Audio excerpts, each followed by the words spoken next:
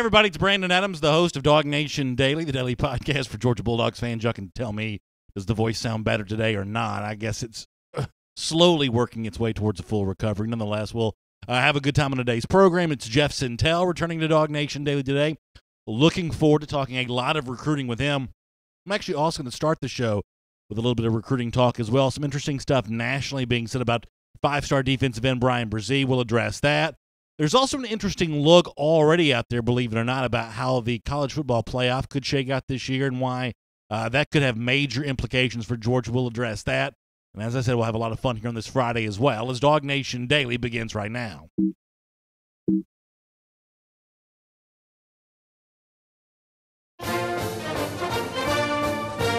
Presented by DawgNation.com, this is DawgNation Daily, the daily podcast for Georgia Bulldogs fans. Here's your host, Brandon Adams. It is Jeff Sintel coming up on our program in just a couple of minutes. One of the subjects we'll get into with Jeff is five-star defensive end Bryan Bresee. And let me talk myself about Bresee for a second here before we get into Jeff and everything else going on with the program later on. I thought there was a kind of an interesting article that kind of came into my notice this week from Bleacher Report, ranking the top destinations, most likely landing spots for five-star defensive end Bryan Bresee, the nation's number one player for the class of 2020, and Georgia was at the top of this list. Right below that was Clemson. That's probably not a huge surprise to see Georgia and Clemson battling it out here. We've been hearing from Jeff a lot. There's been a lot of online chatter as well that Georgia and Clemson may be the two programs best positioned here. I guess from a Georgia fan standpoint, you like to see Georgia ranked number one, even if you don't necessarily put a lot of stock into the Bleacher Report's opinion on recruiting. It's still kind of nice to see on a list of potential suitors for Bresee, Georgia ranked number one. But the writer of this particular piece, a guy named Brad Shepard, one of the things that he said, though, about Georgia's pursuit of Bresee kind of caught my attention, and I thought might be worth addressing here. As Georgia tries to maintain what he believes is a lead over Clemson for Bresee's services, one of the interesting things that he says is, this is Brad Shepard from Bleacher Report, they will need defensive coordinator Dan Lanning, who was the team's outside linebackers coach, to establish the relationship with former coordinator Mel Tucker had with Bresee. That's Brad Shepard from Bleacher Report saying, hey, listen, as Dan Lanning takes over as new defensive coordinator, he's got to prove himself to be very similar and worthy, much the same way that Mel Tucker was before that. That's going to be one of the big jobs that Dan Lanning has if Georgia wants to win with Bryan Bresee. I don't think anybody would necessarily deny that when you replace a veteran defensive coordinator like Mel Tucker, that there is going to be a little extra pressure on Dan Lanning to prove that he is an appropriate heir apparent, that he is going to be able to step in and fill those shoes admirably. I think, though, when we watch the recruitment of a guy like Bresee, we do see some examples, though, of the fact that, you know what, guys like this are already willing to validate Lanning. Guys like this are willing to say, even if Mel Tucker isn't defensive coordinator at Georgia anymore, we feel plenty comfortable with the current state of the program. Let me go to our own Jeff Sintel's reporting on this, because if Bresee was any way worried about this situation with Dan Lanning as new defensive coordinator, or just simply the absence of Mel Tucker, we don't get that from the visit that he's recently taken to Georgia. As Jeff reported at DawgNation.com, Bresee took both parents, his sister and his sister's boyfriend, to University of Georgia for a recent visit. That's not the kind of move that you make, and Jeff can talk more about this, obviously, but that's not the kind of move that you typically make if you're concerned about a fresh-faced rookie defensive coordinator. You don't drag parents, sister's boyfriend with you on campus if you have a feeling that the new defensive coordinator may not quite live up to the expectations you had for the previous defensive coordinator, Mel Tucker, who's obviously now head coach of Colorado. So do with that what you will, but there's certainly something to be taken from that. That's a piece of good news. The recruiting machine that has been in place for Georgia for quite some time does not seem to be slowing down here, despite the fact that Georgia's new defensive coordinator is going to be, at least in the early stages, somewhat less heralded than the previous guy, Mel Tucker, who's now a head coach. But obviously, when you drill down on this even further, you do get reminded very quickly that when it comes to Bresee's recruitment, it's not the new defensive coordinator that's going to matter to him more than matter to him most of all. The thing that's going to matter to Bresee seemingly more than anything else is going to be the position coaches he's going to work with and the friends that he has on this Georgia roster. In fact, when Bresee himself talked to Jeff Sintel about that very subject. That's what he mentioned. Position coach, friends on the team, and oh yeah, the Kirby Smart name comes up here too. Here's Brian Brzee on that very point. What's the mindset with that program right now? How do you feel about them? I still feel the same way, especially with Nolan and Trayvon, and they're getting a lot of really good recruits. And I love Coach Scott and Coach Smart. Yeah, so he says, I love Trey Scott, I love Coach Smart, and I've got good friends like Nolan Smith and Trayvon Walker, and those are the things ultimately for Brian Brzee, more so than the transition of Dan Lanning, that are probably going to end up mattering more than anything else, and you do feel really good about how strong and authentic those bonds are. And by the way, it's once again very interesting to hear Trey Scott's name mentioned in that, given the fact that not too long ago he was a young, up-and-coming coach on the Georgia staff who needed to prove himself, and when you listen to guys like Brian Brzee speak, prove himself, Trey Scott indeed has. That probably speaks well of the maturation that we're going to see Dan Lanning go through as his first year of defensive coordinator, and Glenn Schumann in kind of an expanded role as well. Probably speaks well for both those guys, too, who have also already dominated on that recruiting trail. But to stay on the subject of Brzee for a moment, what's kind of cool about all of this is we hear a lot about, hey, so-and-so is going to be a package deal. So-and-so wants to play together, various recruits.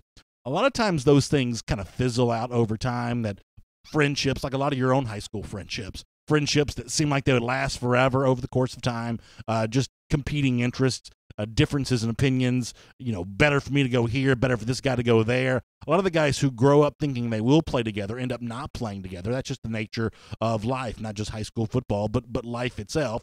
Those kinds of friendships don't quite last through the scrutiny of what's truly the best college for me to go to. But in the case of Brian Brzee and Trayvon Walker and Nolan Smith, it does certainly seem like they have an authentic bond and an authentic friendship, because it's not just Brzee who talks about that. Trayvon Walker has talked a lot about that in the past himself, how much he feels a kinship with Brzee, and much the same way that Brzee's got a little bit of a potential interest, I'll say, in playing with a guy like Trayvon Walker. Trayvon Walker's got a pretty strong interest in seeing Brzee join him at the University of Georgia. Once again, here's Walker talking to our Jeff Sintel about that very subject. Right now, one main person that I'm looking at in 2020 is Brian Brzee. I've been close with him since the opening, and me and him we got a great bond.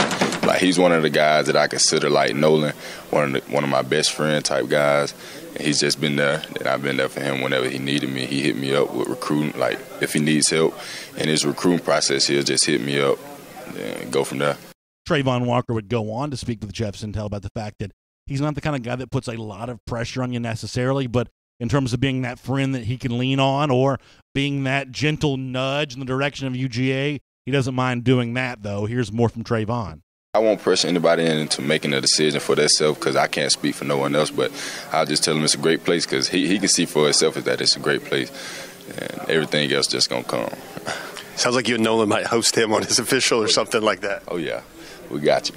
All right, so let me see if I can wrap this up here for a moment. The Bleacher Report guy says, hey, Georgia may lead for Brian Brzee, but Dan Lanning's going to prove he's a capable replacement for Mel Tucker and got to establish the same kind of relationship with Brzee that Mel Tucker presumably had. And I understand where he's coming from on that, but as we've seen from Brzee in his own words and words from guys like Trayvon Walker, it's the bond with the position coach, Trey Scott. It's the bond with other players in the team, Trayvon Walker, Nolan Smith included, that really probably matter more for Brian Brzee than anything else. But I don't want to discount Dan Lanning's role in all of this, not just for Brian Brzee, but other big-time defensive recruit names that we'll mention in this program. Lanning does, I think, have to grow in stature over the course of his first year as Georgia defensive coordinator. And maybe the best way to do that, truly win the impression of Brian Brzee, is to take a guy like Trayvon Walker, who's an athletic specimen, the likes of which we don't see a lot of from time to time anywhere.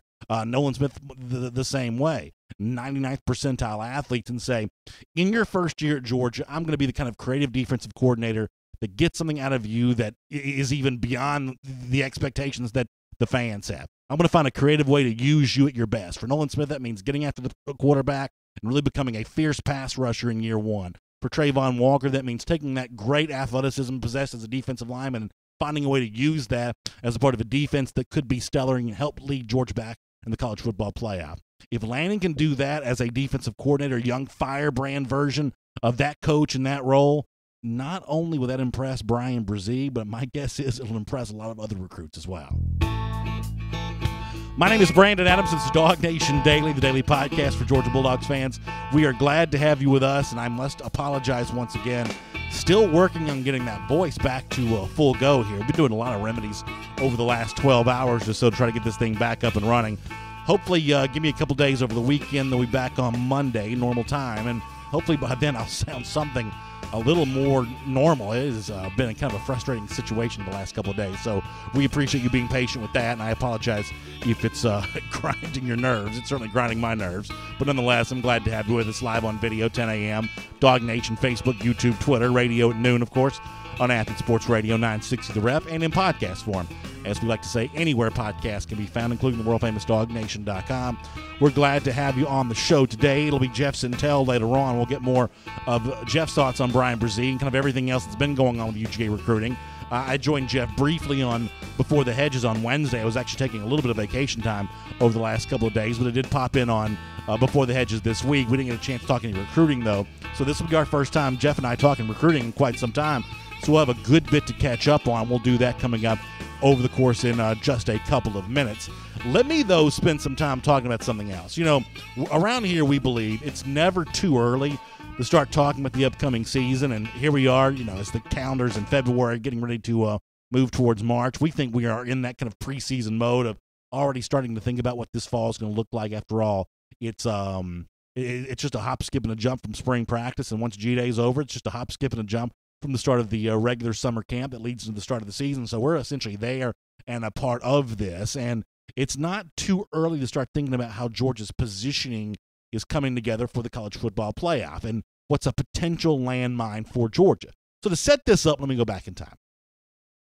A couple of years ago, Colin Cowherd, radio host, kind of provocateur, hot take guy, this is back in 2017, early in the college football season, is making a case about Alabama, about how if Alabama wants to be in the college football playoff, it's got to go unbeaten. Now, what Cowherd said could not have been more wrong, but nonetheless, he was in very little doubt when he said it. Here's Cowherd back in 2017. If Alabama loses a game in the SEC, out. SEC's not going to have anybody in the Final Four because either Oklahoma State is in. They're in. Clemson, look at their schedule, in. Big Ten winner, in. If Washington or USC go unbeaten, cross your fingers, because if Alabama's got a loss, I will not put an SEC one-loss team in. Look at Alabama's schedule. The SEC is down. Now, in the year in which Cowherd said that, the SEC being down, and it was going to take an undefeated team to get in the college football playoff, as it turned out, the two SEC teams that won the league, Georgia, had a loss, Alabama had a loss, and they both made the college football playoff. So Cowherd could not have been proven more wrong by the actual results of the season. Two SEC teams made the college football playoff. Both had a loss. The one thing we've seen in the 5-year era of the college football playoff is as an SEC team, you don't have to go undefeated to make the college football playoff. There is an extra brand cachet that comes from playing in this league that gives you an opportunity to be in the college football playoff. That loss is not going to penalize you all that much. And the same thing is presumably true for Georgia this upcoming season. After all, Georgia in the regular season the last couple of years has had losses. It had a loss to LSU in the regular season this past year, but was still very much in the college football playoff conversation. It had the Auburn loss in 2017, but when it avenged that by winning the SEC, there was very little doubt that Georgia would make the college football playoff, and it did. Even Alabama, who lost its regular season finale to Auburn in 2017, did not qualify for the SEC championship. It still made the college football playoff. So what history shows us is that Georgia does not need a undefeated mark to make the college football playoff.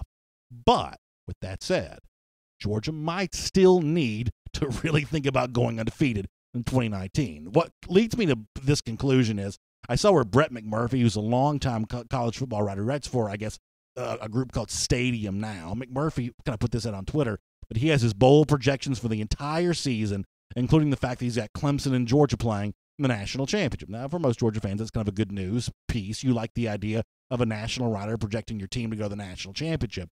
But it's actually something else that McMurphy said that I thought was kind of interesting. So he's got Georgia as the 3 seed in his playoff projection. He's got Clemson as the 1 seed. He's got, I guess, Oklahoma as the 2 seed. Oklahoma is the 2 seed, and Alabama is the 4 seed. So in that particular situation, he's got Georgia and Oklahoma going out to Glendale, Arizona to play in the Fiesta Bowl and the Peach Bowl, which is the other playoff game for this year, featuring Clemson and Alabama. Clemson as the 1 seed, Alabama as the 4 seed. Now, isn't that interesting for a moment?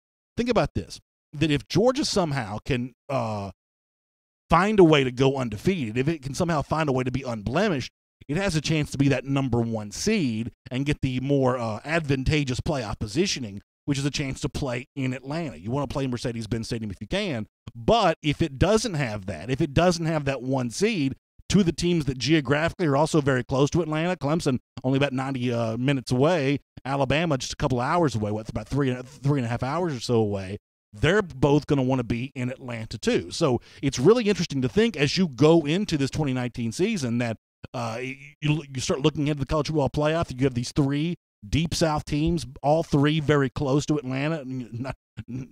The other's not quite as close as Georgia, but still, that's the place they want to be. And the team that's the number 1 seed gets a chance to be there. So for Georgia being undefeated this year, there may be some incredible value in that. And obviously that's what Georgia fans will look forward to seeing happen here in the 2019 season. As we get ready to move on, before we talk to Jeff Sintel, let's also take a moment to kick off the weekend with our Kroger Kickoff, looking ahead to a busy weekend for Georgia athletics. And obviously a lot is going on right now. Let me highlight a few of these things with our friends at Kroger. First of all, you've got softball here this weekend hosting the 16th annual Georgia Classic. There's a bunch of teams involved in that. The softball team going to be hosting that all weekend long. That's going to be a lot of fun. You've got Gym Dogs tonight at Florida, a great SEC matchup between 2 traditional powers. That'll be a lot of fun to see Courtney Kupets-Carter's Gym Dogs against Florida.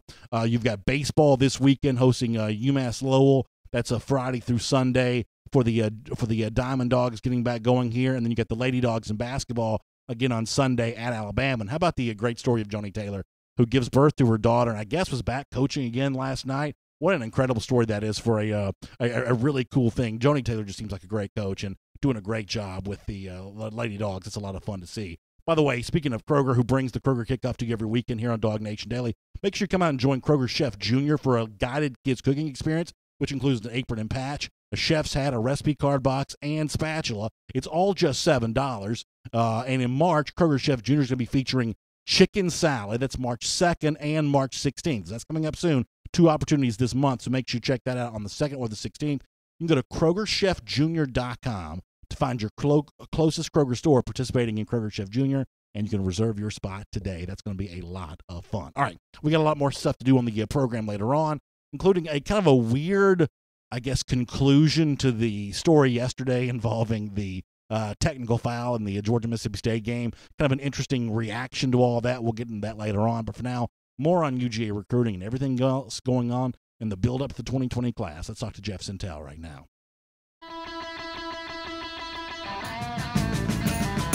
From Athens and across the SEC or wherever the recruiting trail may lead, here's a DawgNation.com insider. Let's say hello to Jeff Sintel. The last time he and I talked, we were on opposite ends of this conversation. I was on the phone and he was in the studio. Now I'm back in my normal spot in the big chair in the studio, and Jeff joins us by phone. And Jeff, I'm not so sure my voice sounds any better now than it did then. A little worse for the wear here right now, but nonetheless, we appreciate you being with us and talking a little recruiting with us today. Brandon, man, I hope everybody feels like me, that Brandon Adams with his voice at 75% is a lot better than anyone else with their voice at 100%. So glad to have you back in the chair, sir. Well, that is a nice thing to say. I certainly appreciate that. And obviously, as I said before you joined us, you and I haven't had a chance to talk recruiting in quite some time. So there's a lot of subjects I want to kick around here for a moment. You got a great piece about Brian Brzee the other day.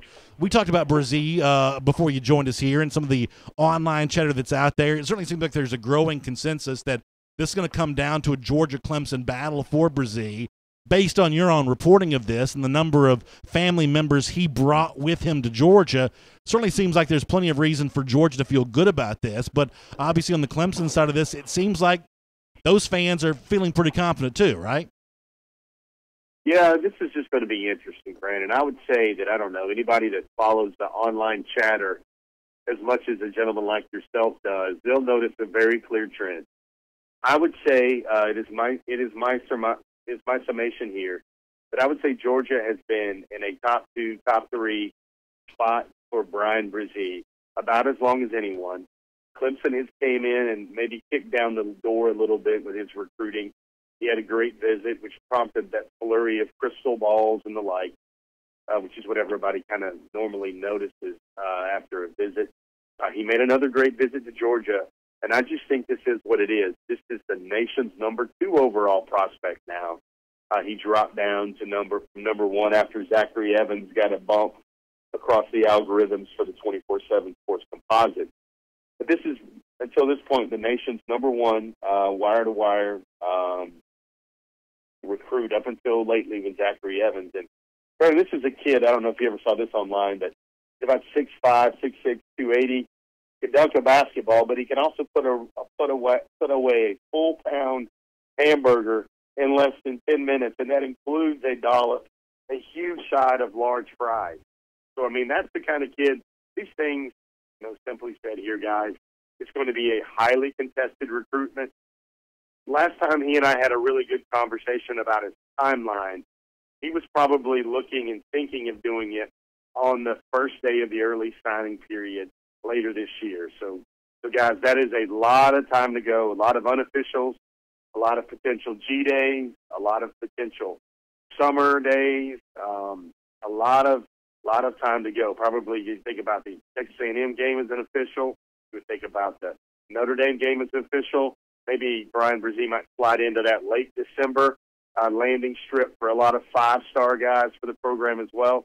But really all that is kind of premature at the most. Maybe the most important thing right now is to see if Brzee shows up at the Clemson spring game, and then if he shows up at the Georgia spring game a couple of weeks later, because this year Georgia's spring game is kind of detached from a lot of the rest of the SEC. So this may be the first time on this show we've ever been able to say that I feel like I can do something that a 5-star athlete can also do. If Brzee's going to brag about being able to eat a 1-pound burger and a large fry in 10 minutes, Jeff, there's no doubt in my mind I could pull that off. There's no doubt in my mind. Brett, wash it down with a little Dr. Pepper, I could absolutely do that. I could do that for sure. I could do that in a heartbeat.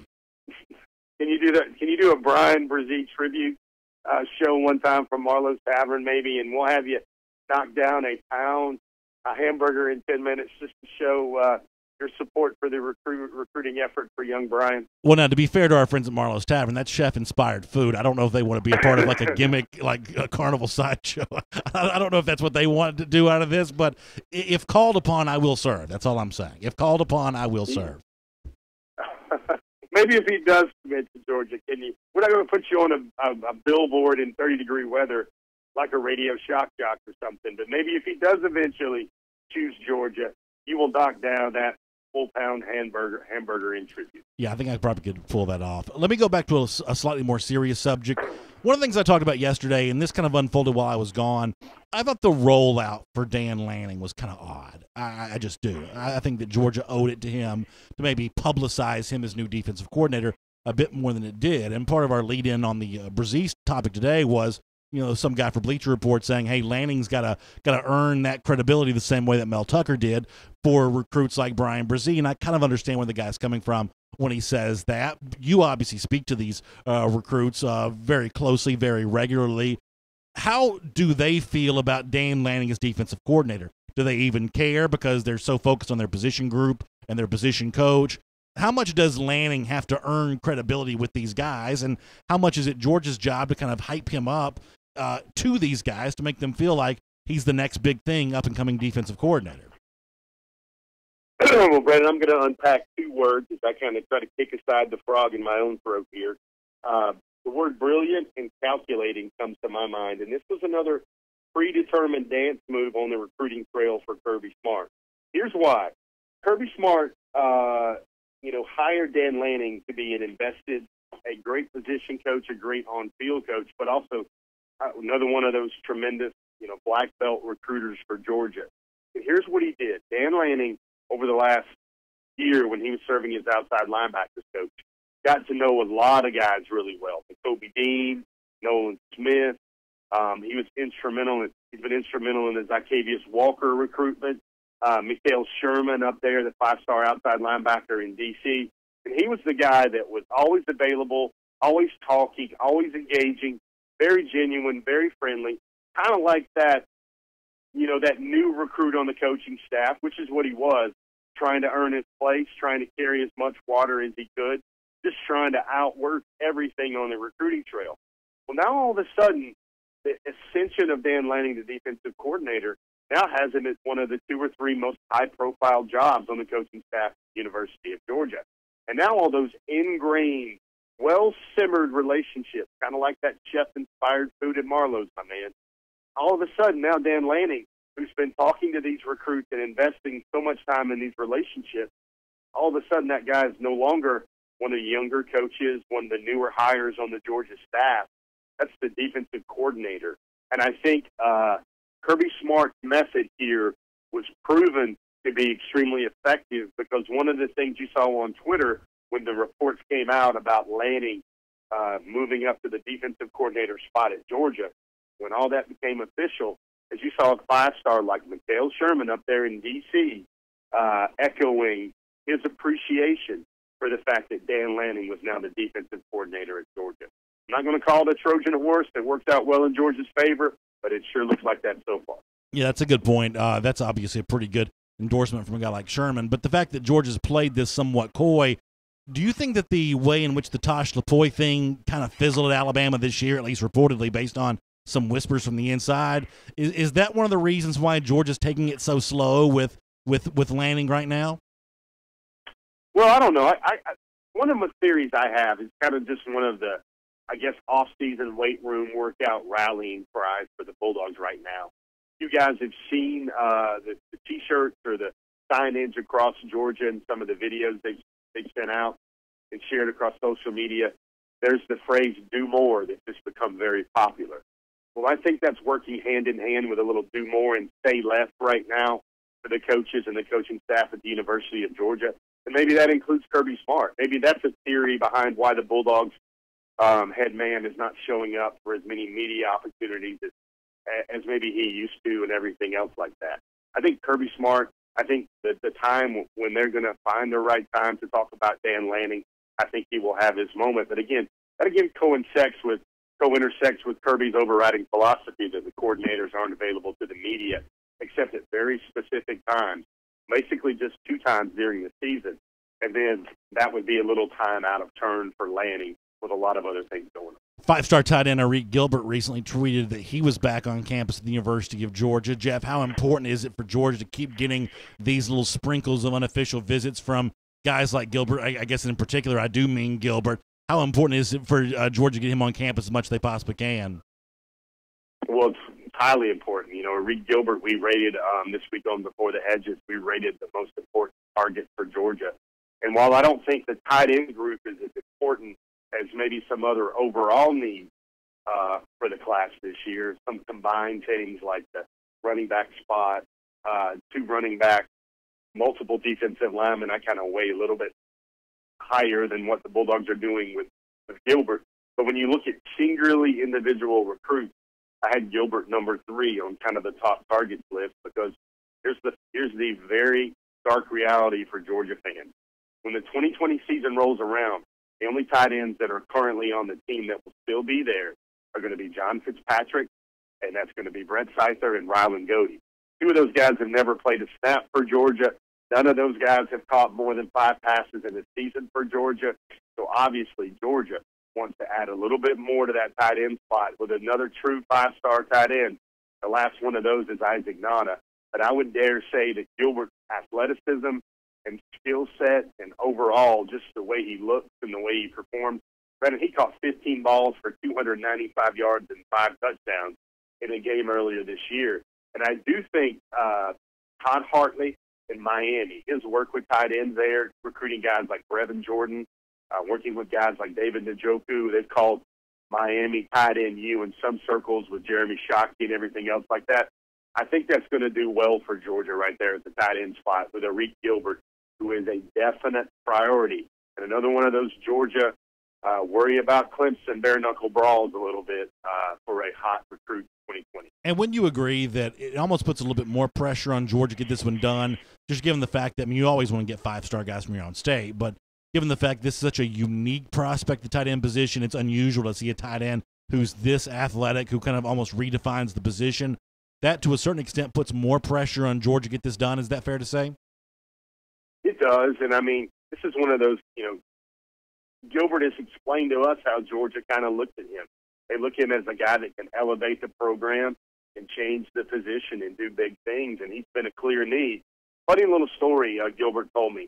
He said the first time that Kirby Smart saw him, Smart told him that he thought to himself, I'm just going to have to offer that kid. There's no way that I won't be offering that kid.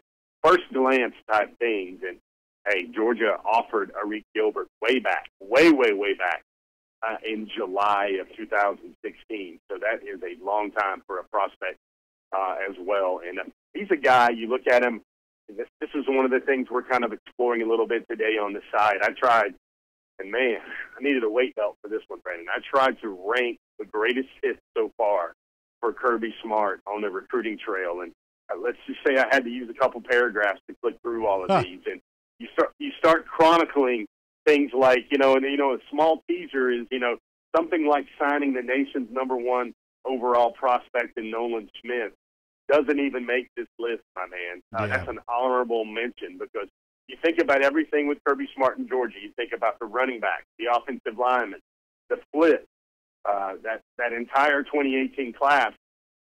There's a lot of ground to cover there, and maybe the reason why I wanted to do it, besides this being the off season, it is list mania and ranking season, is there's a simple fact that over the last 3 years, which are the first 3 full recruiting cycles for Kirby Smart, the Bulldogs have finished number 3, number 1, and number 2. That's an average composite rating of number 2 overall, and there's no program in the country, not even the mighty Crimson Tide over there in Alabama, that have recruited as well as the Bulldogs have off the composite over the last 3 years. That'll be a really fun piece to read at DawgNation.com, and also a really good comparison between Georgia and Alabama about just how well the Dogs have done in recruiting as of late. Good stuff from Jeff Sintel on that.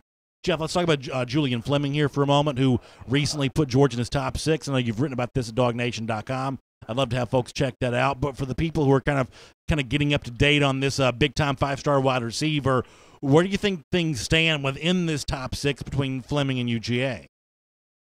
Quietly a puncher's chance, I think, there. I don't know where I would rate him. I don't usually try to go into percentages unless Brandon asks really nicely. But I would say, man, quietly a puncher chance kind of feels that. I remember talking to him in January, Under Armour Media Day, and I think we wrote this up on the site. You guys can find that in the article. But he basically said the word great, unprompted, about 7 times within 21 seconds, describing his thoughts about Georgia. That kind of went on and on and on. Well, he kept continuing his thought, an uninterrupted thought about the Bulldogs. There's a familiar theme, folks. Penn State, that's the nearby in-state school for Fleming, the nation's #1 overall receiver. Clemson and Georgia. Most of us, when we look at this thing, we would probably peg Fleming to go to Clemson or Penn State, but Georgia still hangs in there. And, sometimes, Brennan, I bet you always kick the table when I say this, but sometimes somebody's got to finish number 2 and number 3 in a recruiting race. But unfortunately, they don't hand out silver and bronze medals for those things. And that is exactly right, Jeff. We always appreciate your analysis, whether it be good news or the opposite. It's always good to hear it straight from the horse's mouth when it comes to you. And we'll look forward to reading a bunch from you at DawgNation.com. And I'll look forward to seeing you back in person for Before the Hedges next Wednesday. It's good to be back in the saddle again. And, Jeff, it's been great to have you on the program today. Hey, Brandon, hope that those pipes get going back and glowing. And, hey, next time we chat, let's talk about maybe what you think is the greatest hit for Georgia and Kirby Smart. Yeah, I'll look forward to reading that, Jeff, and I'll have my thoughts on that. That'll be a lot of fun. All right, guys, have yourself a good weekend. See you, Jeff. Let's take a look around the rest of the league. This is SEC Through. Yeah, whether Georgia wins with Julian Fleming or not, and as Jeff said, somebody's got to finish second. Maybe that's his way of right now saying that he thinks Clemson's the lead dog in that pack. But nonetheless, if you go back and look at some of the things that Jeff has written about Fleming at DawgNation.com, one of the names that does come up a lot is Cortez Hankton. The same way I said off the top of the program when Trey Scott comes in as Georgia defensive line coach, for a while there was some pressure on him of, is he going to make the big impact with the defensive lineman? Is he going to go out and get some big-time names? Well, now for the most part, that's been emphatically answered. He gets Trayvon Walker. He's in big with some of the elite names for the class of 2020, Brian Brzee included. Trey Scott's proven himself to be a top flight recruiter. Admittedly, I probably asked some pretty pointed, tough questions about Cortez Hankton. Was he going to be able to come in and establish the relationships needed with wide receivers? When you have a guy like Jaden Hazelwood, who seemed sometimes confused about how Georgia wanted to use him or what Georgia's plans were from him, I said, is this Cortez Hankton not doing a good job of establishing that relationship and making Hazelwood understand the way that he would be used at Georgia? Well, if that was the issue then, though, you're hearing a lot of recruits now mention Hankton specifically, at the wide receiver position, mention Hankton specifically for why they're happy and potentially considering Georgia. I think that's good news. Even if Georgia doesn't get Julian Fleming, the fact that Cortez Hankton, another kind of young, up-and-coming coach in the recruiting ranks, at least this major, big-time college level at a place like the University of Georgia, he is certainly making a lot of headway with a lot of recruits. That's something really good to think about, and good reporting from Jeff Sintel on that. All right. A couple stories I want to get to of the SEC through.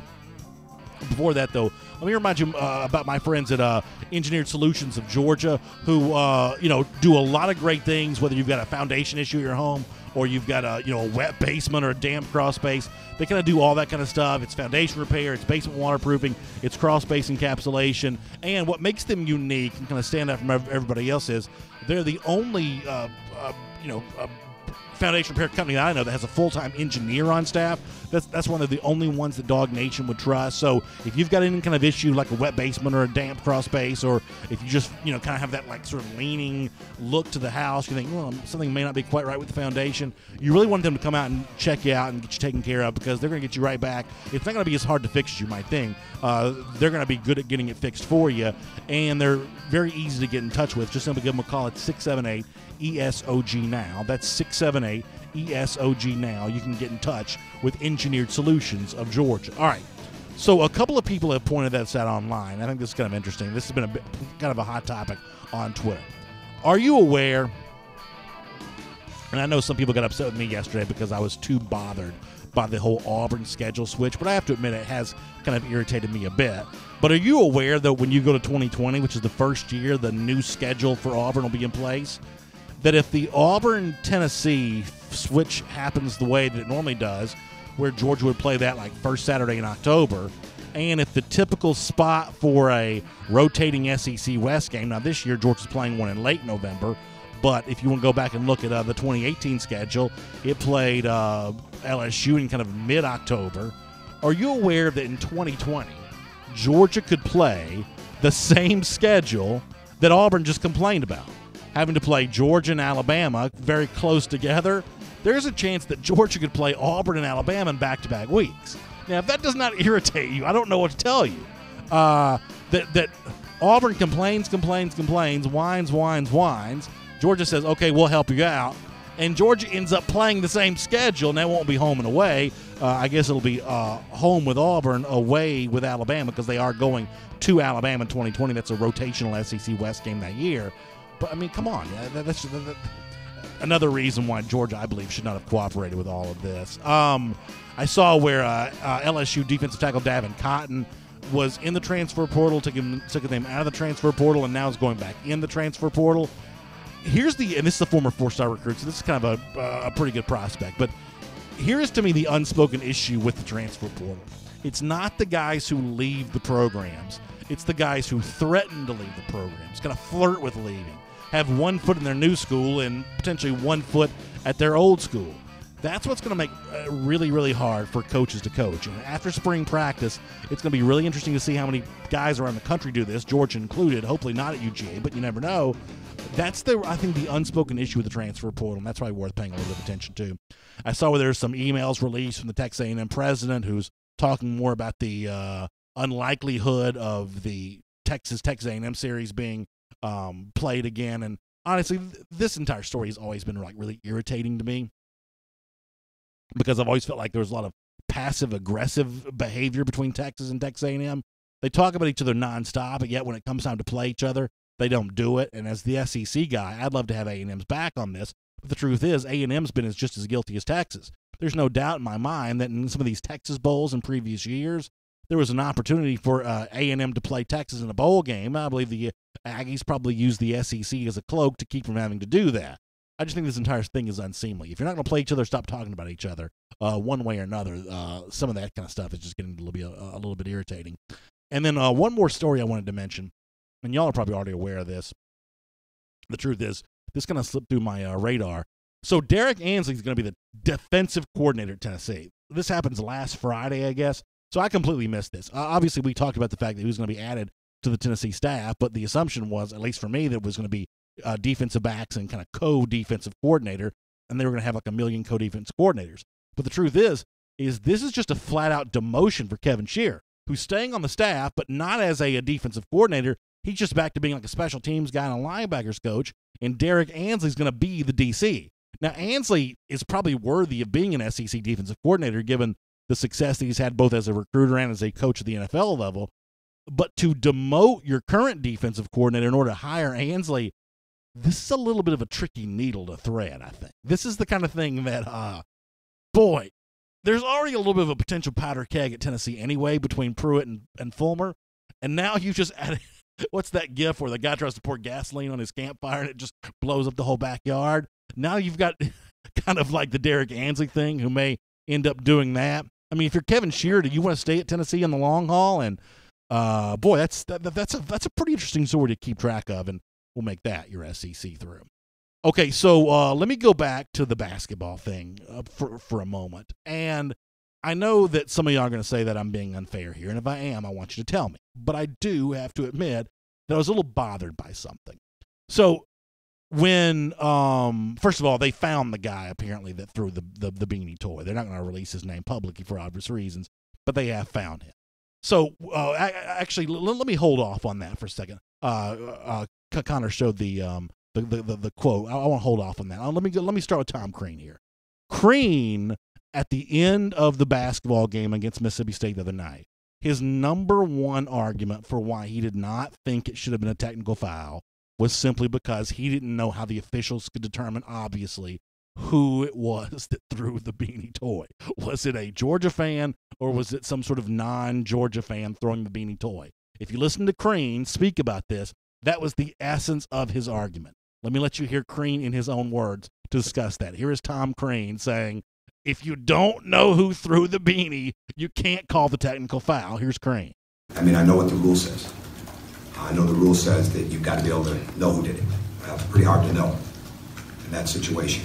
It sounded like they called it technical after you went to the microphone. That's what I've been told.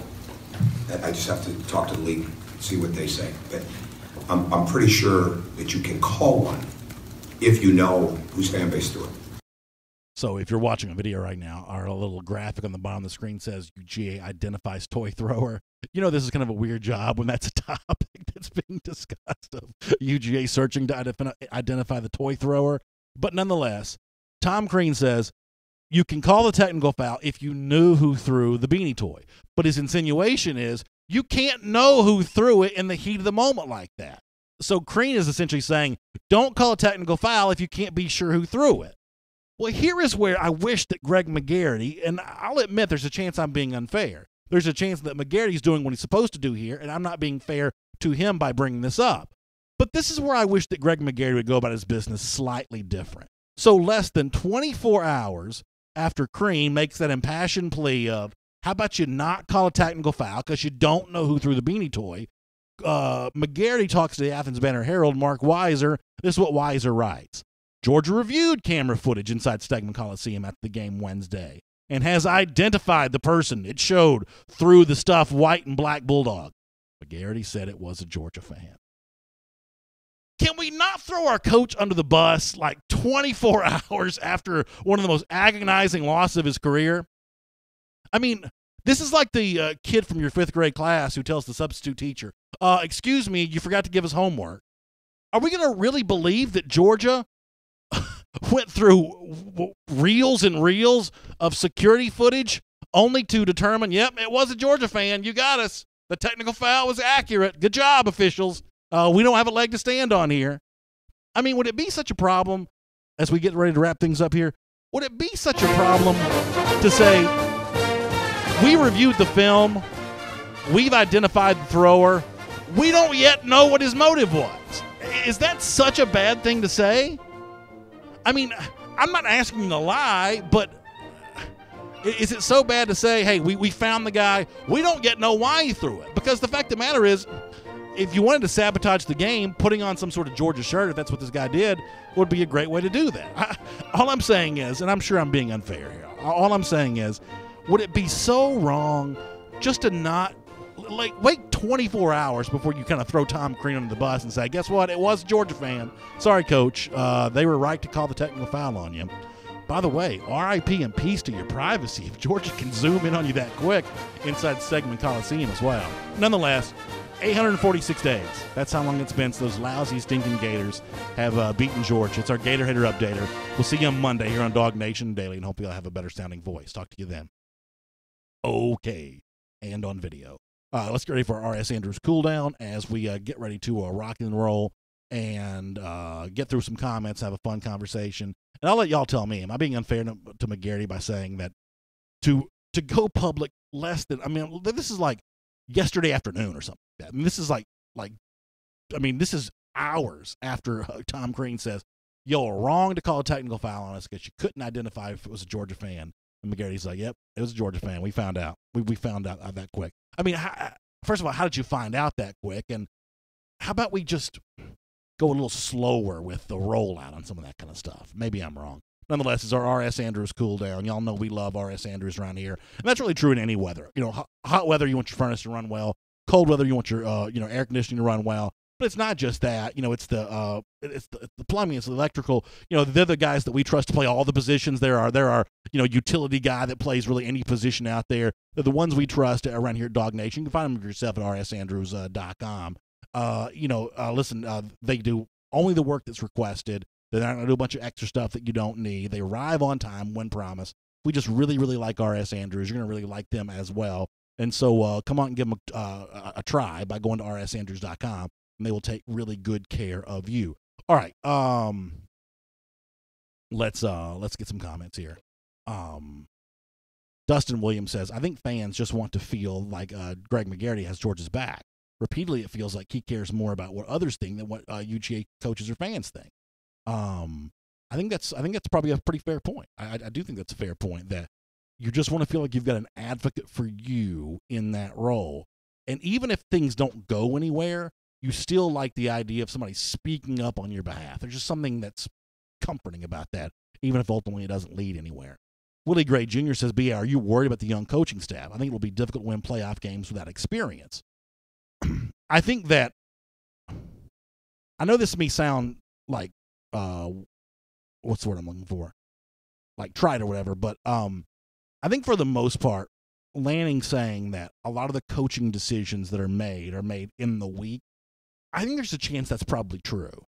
I think we love the notion that the game day experience is this great chess match between offensive-minded guys and defensive-minded guys, and one move begats another move, and there's this strategic interplay going on during the game. And I'm sure there's probably some of that that's true, but if you really think about, and this is the thing that I think that we always confuse about football. When we watch games as fans, we isolate decisions. We say, how could you not know that the play clock was ticking down? How could you not know that they were going to blitz on third down? How could you not know blah, blah, blah? We isolate single decisions. But coaches themselves are actually making 7 or 8 different decisions in any given moment, right? I mean, especially the head coach, Kirby Smart. He's having to decide, not just what he's going to do on this play, but what he thinks should be done 2 plays from now, basically, one play begatting another.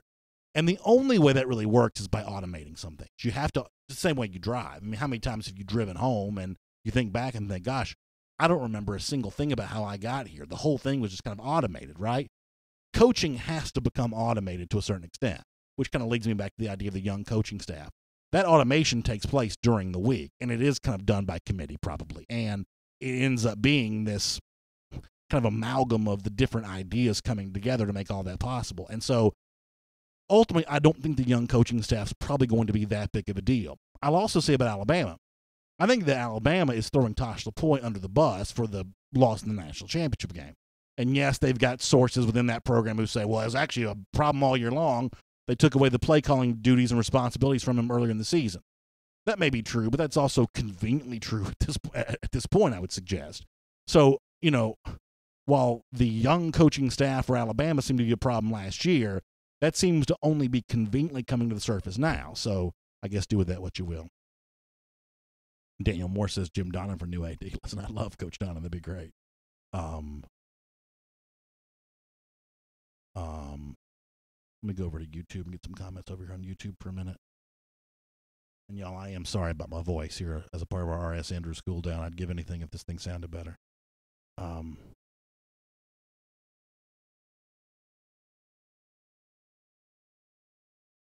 Let me, K9 Blue says, BA, you were preaching truth in my dog ears. Thank you for keeping, can I say 100? Or do I have to say 100? 100? Okay, thanks for keeping it 100. You have fired me up today in a good way. Thanks, K9. Kelly Burnett says I also sound better today. So I've been doing a lot of like remedies and stuff. Not like homespun stuff. I don't really know how to do anything like that. But been doing like a lot of cough drops and like Mucinex and stuff like that. It's not an endorsement. Like that's just what I've been taking. But come to find out, when you research all this kind of stuff, here's what frustrates me about a lot of this kind of stuff. If you look online, like a sore throat, which is all I've got. Now, at one point in time, I probably had more than that, but right now, the only thing I have is a sore throat. It's all I've got. I mean, it's going to go away on its own eventually. So what does the medicine really do? And how do you really know the medicine's going to work? I mean, eventually this is just going to go away, right? But nonetheless.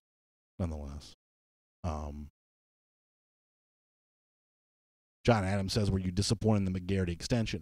Like, I'm really not an anti-McGarity guy necessarily. For the most part, I don't think the AD does that much.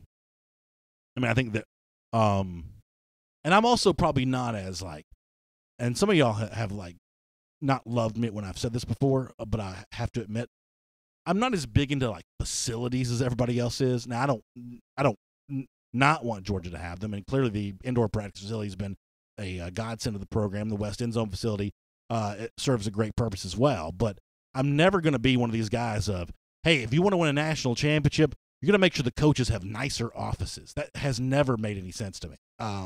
So from that standpoint, one of the things that McGarity does get criticized for is his reticence about greenlighting projects.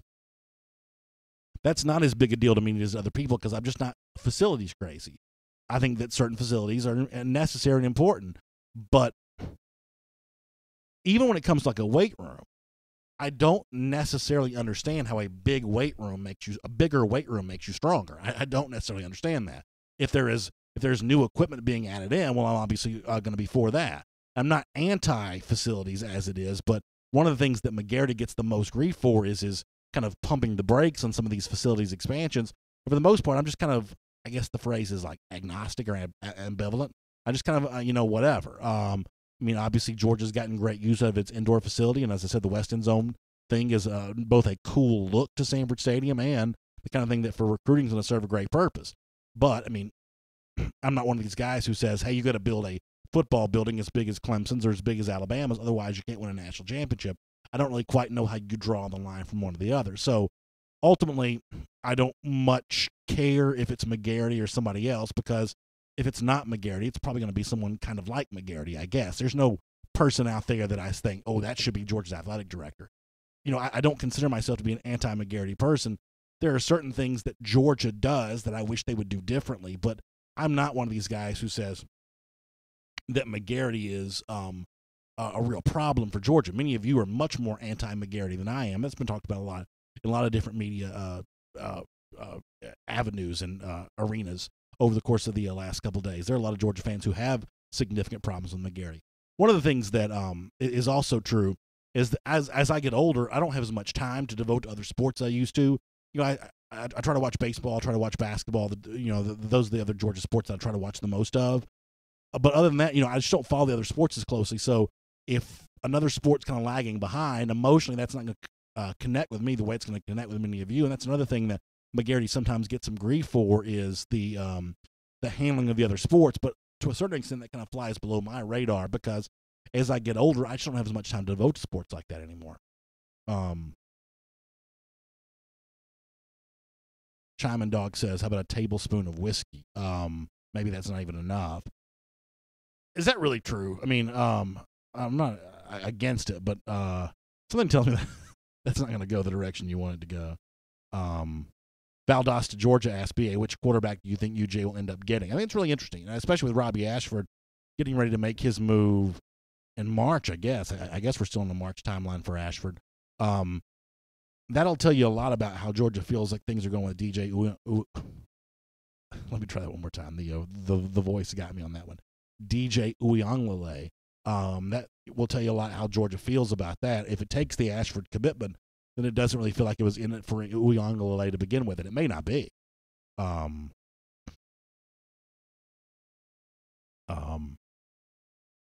Justin O says, anything that attracts recruits is important.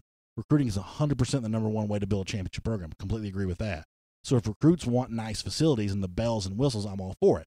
So, Justin, I agree with that, too. And I don't want to get too deep in the weeds on this, that obviously recruiting is the thing that builds a program 100% more than anything else. You're right about that. But you can look at the long-term track record of college football, like go back and look at like the late 90s, early 2000s at a place like Florida, which did not have great facilities but was recruiting in a top-flight way, and say that there aren't always these perfectly drawn lines between really nice facilities and really good recruiting. As I said, I don't want to get deep in the weeds on this because I'm not anti-facility. I'm not. I'm just not quite as like, hey, you got to build. Let's get some, commercial contractors on the line. I'm just not quite as pro-facilities as some other people are. Jermaine Dunbar asked an interesting question. BA, who has the weakest SEC schedule this season? When it comes to the SEC East crossovers for Alabama, now they got to play the West this year, which is pretty tough. But those East crossovers are Tennessee and South Carolina. The non-conference game is Duke, so they're not in that is certainly not a murderer's row schedule for sure. Justin O says the kids of 2019 are not the same as the 90s kids. In other words, they're going to be more impressed by facilities. And Justin, you may be very right. You may be very well right about that. You may be right about that. John Adams says, I'm hoping for some good academic news on George Pickens, hoping he can play in 2019. We can use him. Yeah, listen, I think that will be used. I think one of the things I'm going to talk about on Monday, I don't want to give the whole thing away now, but there's a guy named David Hale who's a college football writer, been doing it for a long time. I think he actually used to cover Georgia a million years ago. He had a thing on Twitter where he was talking about like the teams that led basic college football in throws of 20-plus yards down the field in 2019, or I should say 2018. And for the most part, these were like the Big 12 programs you expect. Alabama was up there as well at just below 3 per game, 3 throws of 20-plus yards per game. Georgia was at a little more than 1 throw of 20-plus yards per game last season. And I think that really gives you kind of a good measuring stick where you want to see the Georgia offense go. Can Georgia find 2 additional 20-plus yard passes per game? I think that changes the dynamic of the entire season. I think it changes everything for the Georgia offense. Keep running the ball. Keep using those big offensive linemen. Keep doing everything you're doing. But find me 2 more 20-plus yard passes per game. And George Pickens would, I think, would play a huge role in that. That would be, I think, a really cool thing to think about. Jermaine Dunbar Trucking says, BA, thanks for keeping it 100. Listen, Jermaine, I appreciate that. I like to be considered hip and cool. It's always a goal of mine, for sure. K9 Blue says, one of the other things that I'm not quite as critical of Georgia on is he mentions the money in the reserve fund. I do think the reserve fund is Georgia has about, I think, $70 million. I think it's been reported $70 million in its reserve fund. That's money it's just choosing not to spend right now. And, while I understand why not draining into that fund probably makes some sense, I mean, the one thing that I will say is Georgia always seems to be saving for a rainy day where if it ever rains enough where like the TV contracts don't come through, because that's what they're always, worried about. Like, a lot of these TV contracts have like ratings clauses in them and things like that, there's a chance that one day that TV revenue may not be quite as guaranteed as it is. And Georgia can say, well, the rest of y'all are going bankrupt because you spend every dollar you had, other SEC programs. But look at us. We've got $70 million on reserve. But if you ever get to the point where that becomes an issue, you may not have anybody to play against. So, you may have bigger problems anyway. So from that standpoint, I kind of understand where people are coming from on that as a part of our R.S. Andrews cool down. Would you like to play a game, BA? Oh, wow. I would love to play a game here on this Friday. All right, so earlier this week, ESPN's Edward Aschoff put together a trade list of schools that could make Can I call trades. timeout for 1 second? You can't call timeout. Will Scott says, I wonder if BA used to wear turtlenecks and chains in high school. No one No. did not wear turtlenecks No. and chains. Now, I may have worn a turtleneck, but never a chain. No, never a chain. BA's never Although I think I was in the era of turtlenecks and chains, but I would have been turtleneck, no chain. I've never really worn. I don't even wear a wedding ring. I've never really been into the turtlenecks are making a comeback, by the way. Gus Malzahn. Credit to Gus Malzahn. This is very smart. He said, if I wait long enough, the world's going to come right back around on me. You got to give credit where credit's due. Yep. Turtlenecks do not look good on me, though, because all they do, and ties are kind of the same way, they just push all this up higher. Mm-hmm. I'm the same way. So, Honestly. And by the way, Jeff bringing up, Brian Brzee can do many fantastic things. Eating a 1 pound burger in 10 minutes is that's not impressive at all. Yeah, especially, if you're dipping the fries in some sort of sauce, honestly, if you're taking 10 minutes to eat them, I'm not quite sure what you're doing. Yeah, I agree there. But anyway, so earlier this week, Edward Aschoff of ESPN wrote an article, 9 trades he'd like to see made, sort of help improve, and I'm putting that in air quotation marks because the Georgia one I don't think improves the team, but 9 trades he would make to sort of improve other college football teams. All right, can I interrupt for one more second? You can. Matt Rukavina says, BA, what about starter jackets? Now, listen, I'm not going to lie to you. I did have I had some starter gear. Starter gear was very big when I was in the 8th grade. I definitely had some starter gear. Those are timeless, though. Are they still J. Cole wear one. I know you don't know who J. Cole is, but the guy who performed at halftime of the All-Star game. He wore a Charlotte Hornets starter jacket. Like an old school Hornets deal? Old school teal. Very good look. Yeah, so I was in the 8th grade, I want to say 1991, I think. So that was an era in which pretty much everybody was wearing starter gear all the time. They had the satin jackets for a while, and they went almost like the bomber jacket look, and they had baseball looking jerseys for even non-baseball teams. The starter stuff was very big back then. I definitely had some of that. I don't know that I looked as cool wearing mine as other people did wearing theirs, but I definitely had some of that. Bomber jackets also in after Barack Obama wore one at the Duke UNC game the other night. Yeah, now I think I'm not using bomber jacket correctly. Bomber jackets, maybe I'm not using it correctly then. I think I have. Yeah, I wore mine in today, but they're in. Anyway, moving away from Fashion Talk Daily. ESPN, they wrote an article, 9 trades they make. Georgia's was trading away Cade Mays to bring in Tyreek Smith. Now, Cade Mays proved he was a very good player this year. Tyreek Smith was a very highly rated 4-star defensive end in the 2018 class who didn't play a whole lot. I sort of wrote that, I get why they would think this trade makes sense, but Georgia has a lot of unproven pass rushers already, and they shouldn't trade away a guy who's clearly going to be a very important piece of Georgia in the years to come for a guy who wasn't even as highly recruited or highly rated as Brett Cox and Adam Anderson. Yeah. That did get me thinking. There are pieces of this Georgia team, as good as it is, that they can improve. So I thought I'd run some of these trades by you and see what you think. Uh-oh. You're going to trade Georgia players here. Now, I know commoners may not like this, and this is just an exercise for fun. All these guys are great players, are going to be great players, and they will make Georgia better in the future. But we've talked a lot about Georgia 2019. If there's going to be a year they win the national title, 2019 looks like it's going to be. This is a win-now situation, yeah. So, the trend with some of these trades is you might be giving up guys who long-term could be great, great players for guys who we know right now are very good. All right, let me hear them. First up, it is an Ohio State defensive end we're going after. Okay. You trade Cade Mays and Quay Walker, middle linebacker. Both have at least 2 more years. For Chase Young, who had 9.5 sacks last year, only has 1 year left because he's probably going to be a top 10 pick in the 2020 NFL draft.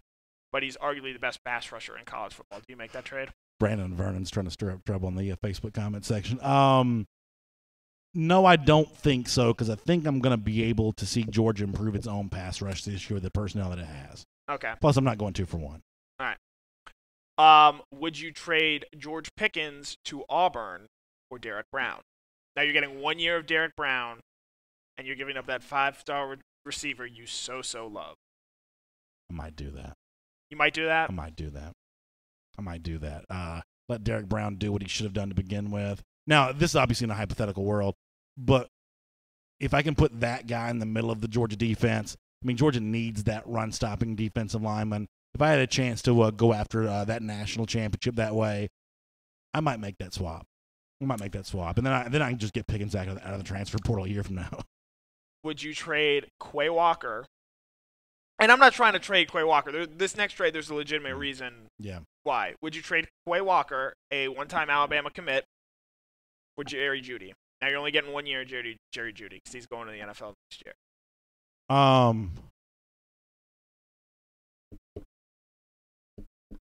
Yeah, I mean, if trades are a thing, the trades that you would make would be from your deepest position groups. Linebacker would be among those for Georgia. A Jerry Jeudy would be a missing piece for a national championship potentially.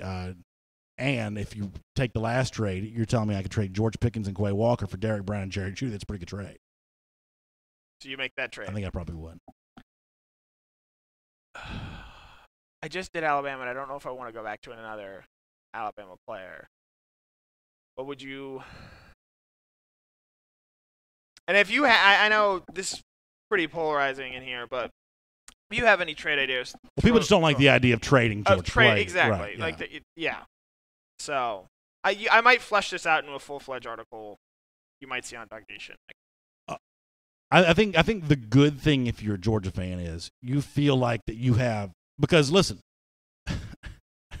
there are a lot of college football programs right now where if their fans were getting together and they were talking about hey, who would you trade? Listen, there are plenty of fan bases who would say, I'll trade you this guy, I'll trade you that guy, I'll trade you this guy. I mean, that would be a pretty common thread for a lot of college football fan bases saying there'd be a lot of their guys they'd want to trade. The fact that so few Georgia players would be wanted to be traded by so few Georgia fans, that's actually probably a really good thing because for a lot of college football fan bases, listen, they'd be very happy to trade a lot of their guys. You think Auburn wouldn't line up to see some of their guys get traded right now? Or plenty of fan bases have kind of seen some of their players probably kind of wear out their welcomes just a little bit. So it's actually a really good thing. I think that so few Georgia fans would want to make trades like that. Yep. Would you trade Nakobe Dean, 5-star linebacker, at a position Georgia's relatively loaded at, for 5-star offensive tackle Darnell Wright? No. Really? No. Much the same way. I'm a Braves fan. Like guys like Ronald Acuna and at one point Ozzie Albies, maybe not anymore, but guys like that are immediate hang-ups. Nakobe Dean's an immediate hang-up for me right now. Yeah, I like that. I like that take. He's an immediate hang-up for me right now.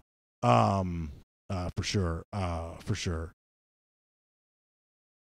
Memphis Dog says, "Don't trade Eddie for a Gator toy." Yeah, listen, we're not trading him at all. And Eddie's untouchable.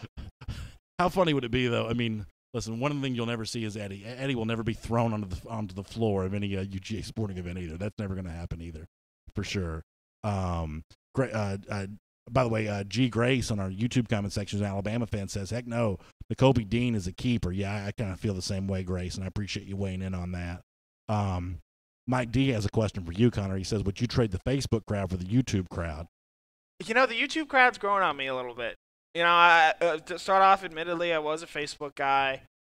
But the YouTube crowd is growing on me a little bit. They do a real good job of fostering a community there. Now, I will say the Facebook crowd is a little bit more than, my personality, where guys like Philip Jordan Wells, Matt Rugavina are willing to entertain some of my hypotheticals and my Game of Thrones talk. Sure. But I do appreciate that the YouTube channel is all football all the time. Here's a good question. This is a tough one. Will Scott says on YouTube, by the way, would you trade Connor Riley for a 2019 national championship? First of all, I don't know who Connor O'Reilly is. Okay, yeah. This is the no spin zone over here from Connor. would we trade Connor for a national championship? I'd trade Connor for a national championship. Yeah, I think that you would have to do your duty and resign. Where would I be trading to? See, I think it's just the unemployment line. I don't know about that. I think you would have to do your duty. I mean, like, you would have to take one for the team. You would have to say, I'm going to go on the bread line for a year in order to. Would I get hired back after the 2019 season? Let's say yes. I think I could do it. Yeah, I believe you'd have to. Boy, it'd be fun to see Georgia doing that. Mike D, I'd go in the transfer portal. Brandon Vernon says you'd have to go cover Vanderbilt for a year. I'd do that. I live in Nashville. That's fantastic. Yeah, but you'd miss out on all the fun here, though. I'd still get to see Georgia. That's true. First game of the season. Chris Branham says I'd trade my children for a national championship if I had any. For sure. Santiago Dion says, I ask you the same questions you asked Mike. Could you please elaborate on your thoughts? I feel you had more to say than the cool down yesterday. Santiago, remind me of what that was. I apologize. Remind me of that, and we'll get into that for a second here. But thanks for bringing that up. Maurice Carter says, in a New York Minute, I don't know if that means trading Connor or not. I think you'd have to. I mean, honestly, I'd even have to trade myself if that would take. Robert Barnes, going back to the idea of trade, says, I would not trade any of our dogs for anyone. I stand behind all our dogs and our coaching staff. He says, Connor's setting me up. Wow. I couldn't do what BA does. Enrique Murillo has taken this too far, though. I would not agree to this. I'd have to go cover Florida for a year for Georgia to. No, I couldn't do that. No, I couldn't do that. I love Georgia. I know winning a national championship will make a lot of people I know and friends, family very happy. I couldn't live in Florida for a year. I think the thing that would aggravate me most about being around that program for a year, and this does not get enough attention. Have you ever noticed how like Florida fans wear football jerseys to basketball games and basketball jerseys to football games? That fact alone, people talk about the jean short stuff all the time, but it's the mismatched jerseys that probably drive me more crazy than anything. That drives me insane. And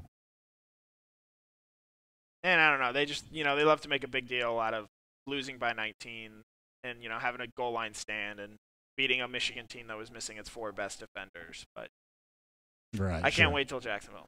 All right, we're going to get ready to wrap up for today's show.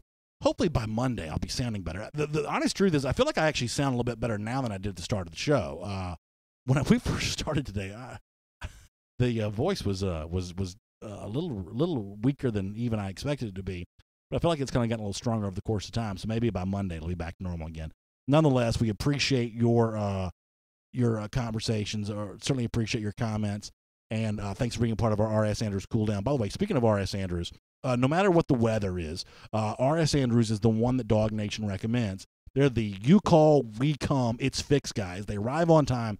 They're trained techs. They do just what's needed for an upfront, guaranteed, no surprise price. It's heating, it's air conditioning, it's plumbing, it's electrical, as we said. They're the guys we trust to play every position for us here at DawgNation. So make sure you check him out at rsandrews.com. Dari's a great guy. A big dog. He goes with us to a lot of these road trips, DawgNation Innovations, and things like that. He's a lot of fun, and R.S. Andrews is a really trustable, dependable company. So we love them as part of our R.S. Andrews Cool Down every day here at the end of DawgNation Daily, and we'll see you Monday back here at 10 a.m. for the normal show, and then obviously after it's all done for more of your questions and comments as part of our R.S. Andrews Cool Down. Have a great day, great weekend. We'll look forward to seeing you again next week.